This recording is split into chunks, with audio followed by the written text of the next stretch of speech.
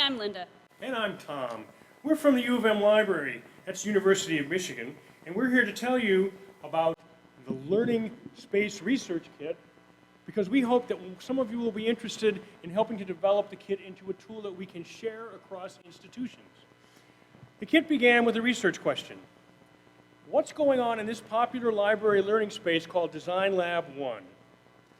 We used a mixed method study gathering qualitative and quantitative data over 2 semesters, and we found a lot going on. We found that the flexible furniture and equipment easily supported multiple class configurations, serving diverse practical needs. But the flexibility was also important because it made participants comfortable.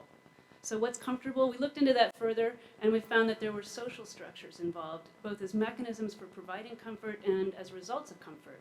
And looking further into that theme, we found that the students attributed improvement in the work to some of those social structures.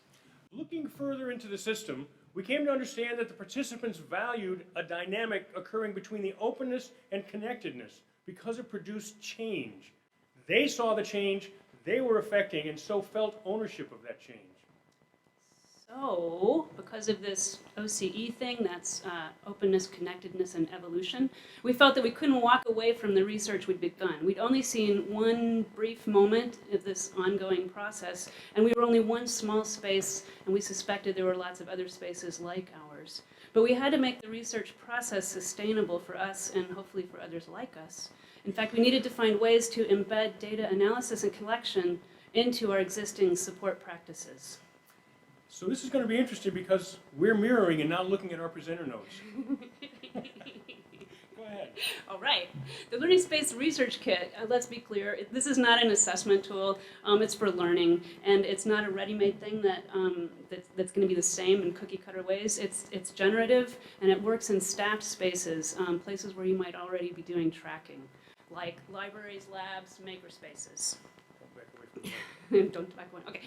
It's guided by grounded theory, which, thanks to Kathy Sharmaz, you can see in this diagram, is an iterative process. Starts with a question, returns with more questions as you gather data and consider the data.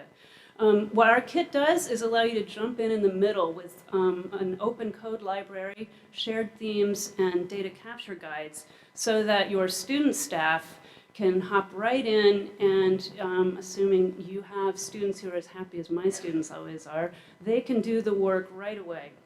The data capture guides are learning tools for these sorts of methods. For instance, we do Google Docs for open observation, but we'll teach you ways of using that as a guide to help the students learn basic ethnographic skills and at the same time become mentors for each other. So it's important to understand that these data collection tools come with support. They come with operating instructions and little learning packages so people can get right up to speed. This, for example, is a real easy tool for quantitative observation. It's mobile or desktop, so whatever you're in front of or got in your pocket, you can use it. You fill in some predetermined survey questions multiple times over the course of a class if something changes, and you can easily fill in the next one because you can recall a previous survey, make adjustments, and resubmit it as a new entry. The other thing that's important for this process is image capture. You saw some of that, and you'll see some more later, but this was hard to do with a GoPro because it required too much tending and too much maintenance. We now have a version we're finishing up with a Raspberry Pi, Wi-Fi, and the Pi Cam that's going to write directly to a server where then the images can be assembled into movies for later analysis and use. Here's what it looks like. Yeah. He was supposed to hit that sooner. Okay, we got time. Go ahead. Go ahead. So this is showing you this is from the GoPro. And you can see, as you saw in that first rolling montage, this is the kind of information you get from that sort of capture. You see how the room gets reconfigured and used. Okay, now we don't have that much time. So what's really cool about this, though, is not just the capture methods, but the fact that the code library is open, which means that it's a developing piece. We've developed a code that you can jump into and start using, but ideally we'll be using this across institutions, and we can start sharing codes and perhaps more importantly, sharing themes, so we can have our own themes for our own spaces, but we can compare those to themes that are developing in different environments. If you would like to help us build this, Learning Space Research Kit at umich.edu, we'd be looking for people to help pilot not this fall, but the following fall. We want to make sure we hit the credits. And what questions do you have?